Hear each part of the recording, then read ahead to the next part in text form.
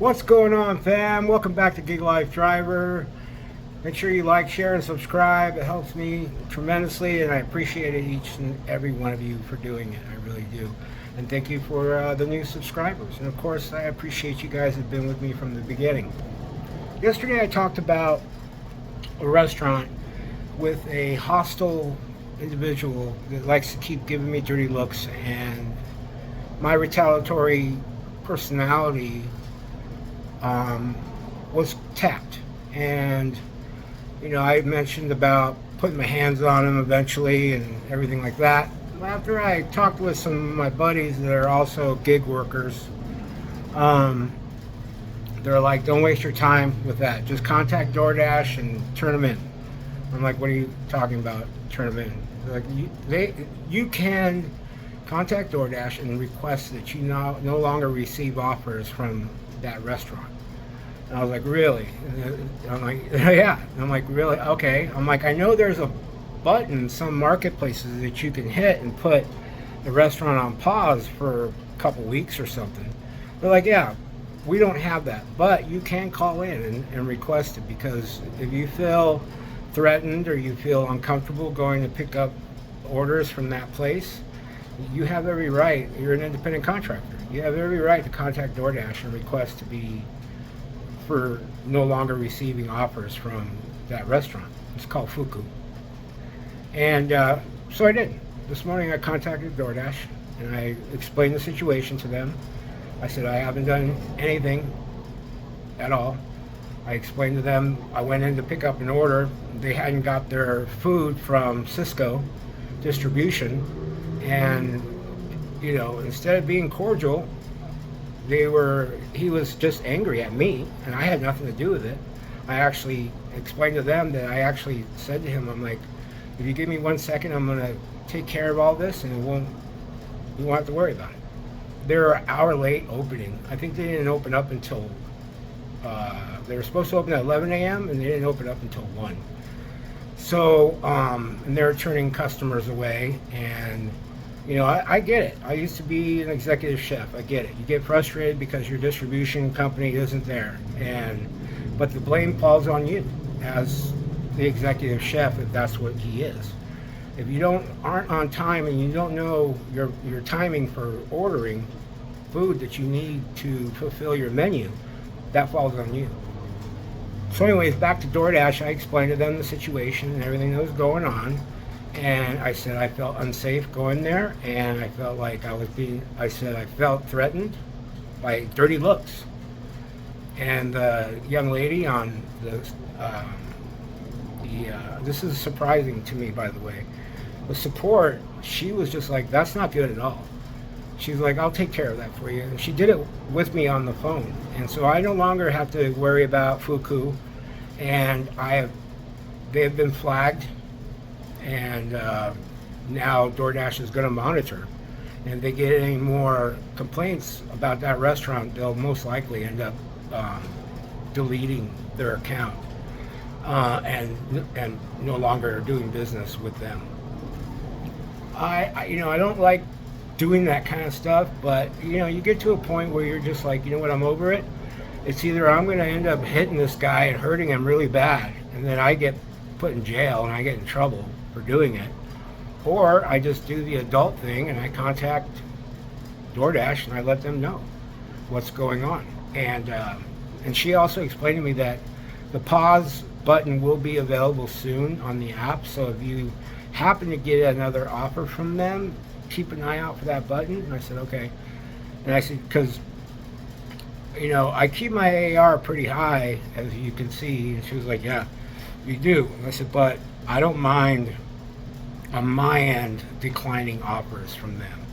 My worry is that this might happen to another driver. If he's going to do it to me, he doesn't even know who I am, he could do that to anybody. And she agreed. So they're monitoring now. They don't really have a good repertoire with DoorDash. They don't keep up to date on what they're supposed to do to keep that app up to date for them to be able to be running and filling orders. And this is from the manager, the one I know, And I feel bad that I had to do that because she's a cool lady. We get along real well. I'm not attracted to her. I'm not attracted to anybody. I'm in healing process right now. I was married for a long while and I'm divorced, and I've been through a lot of abuse. I've been through a lot with my family and my parents. I've been abandoned by my family because they owe me a cumulative about $40,000 that was lent to them, and they haven't paid it back. So it was easier for them to abandon me than to honor their obligations. So I don't really get into doing this kind of stuff, but at the same time, I'm not putting myself in jeopardy. I'm not putting my well-being, my freedom in jeopardy for anybody. I don't care how much this guy thinks he is and what he thinks he is or anything.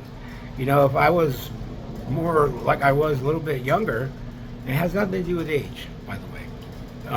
If I was a little younger, I didn't have much of a buffer as far as having just keeping cool. I used to fly off the handle regularly. You looked at me wrong, I was at it. You did something stupid, I was at it. And I'm very strong.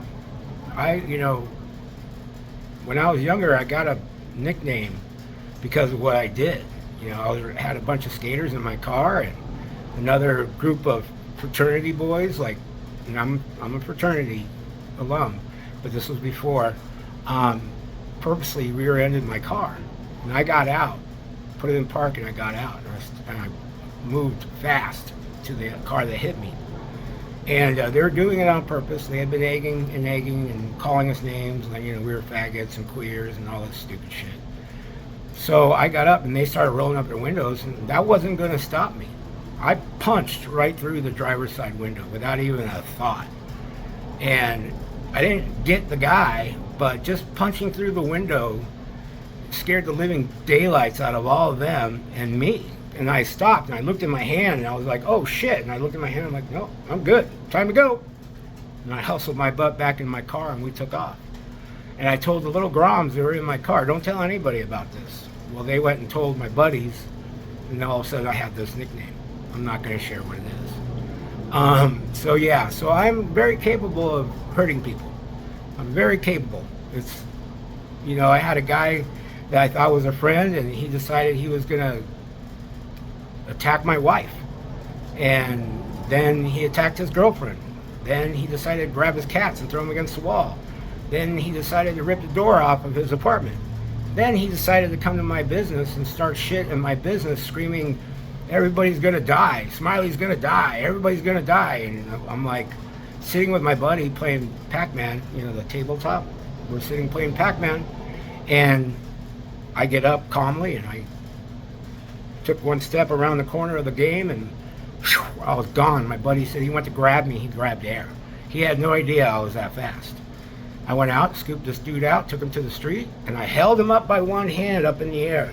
And I looked to see where I was going to hit him because I did not want to break any bones in his face. So I went for the meaty area right here in his cheek. And I just, right here, just boom! And he flew 3 feet up in the air and flew back 6 feet. Tried to get up, and I was on top of him getting ready to let it go. And I heard my partner scream at me, Smiles! Get back in the house. All right. House meaning our business. And I looked at him like, you're lucky today. You're lucky, but you're going to remember me now. You're going to wake up in the morning all swollen. You're going to know who did that to you. And you're going to hopefully learn a lesson and never treat people with ill will and disrespect ever again, and never ever threaten my wife. You never come to my business and threaten my patrons or me or anybody else. You're lucky today. So that I'm capable of hurting people very badly. I just choose not to. I choose to be a nice human being. I choose to give you the shirt off of my back if I think it's going to help you. I choose to give you my last dollar out of my wallet if I think it's going to help just for that moment in time. I know a dollar doesn't go anywhere anymore, but you can still get like a, ice pop or a big gulp or something of soda. So I turned them in. And I won't be getting any more offers from them. If I do, I'll be definitely not taking them. I don't care what the pay is. I'll decline everything. And they are now being, they have been flagged and they're going to be watched. So lesson learned, restaurateurs, mind your manners, be cool to us drivers, because we have retaliation too. You know, we can do stuff to make it harder for you. Just like you want to try to make it harder for all of us, well, we can make it harder for you as well. So with that, gang, I hope you have a blessed day. Don't forget to like, share, and subscribe. Welcome to another episode of Gig Life Driver. I'm not delivering today. I took Friday off. My auto choke and my scooter took a dump, so I'm waiting for the part to get here on Monday. So I'm going to take the whole weekend off and just rest, catch up on rest, which I need to do. And next week's going to be hotter than hell. We're going to get up to like 113 one day, and the rest of the week is going to be 109, 108, 109, 110, 11, 113.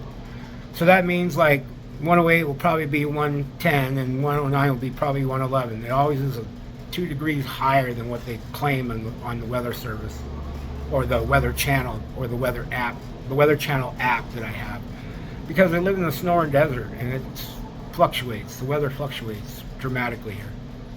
But anyways, once again, I hope you have a great day. Take care of yourself. Get out there, do that hustle. Be safe.